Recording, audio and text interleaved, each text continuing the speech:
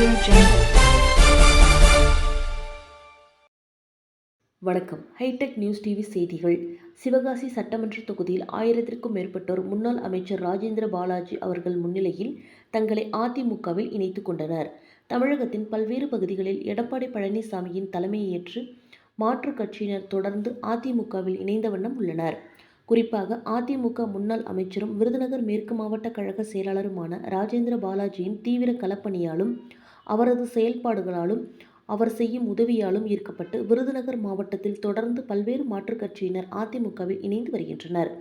இதன் ஒரு பகுதியாக விருதுநகர் மாவட்டம் திருத்தங்கல் பகுதியில் தனியார் மண்டபத்தில் அதிமுகவில் இணையும் விழா நடைபெற்றது.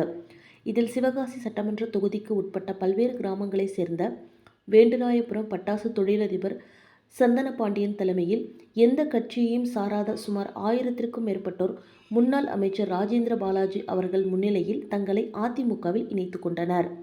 அதிமுகவில் இணைந்தவர்களுக்கு அதிமுக துண்டு அணிவித்து ராஜேந்திர பாலாஜி அவர்கள் வரவேற்று வாழ்த்து தெரிவித்தார். மேலும் தேர்தலில் சிறப்பாக பணியாற்றும் அதற்கு உண்டான மரியாதை கிடைக்கும் எனவும் ராஜேந்திர பாலாஜி கட்சியில் இணைந்தவர்களிடம் தெரிவித்தார்.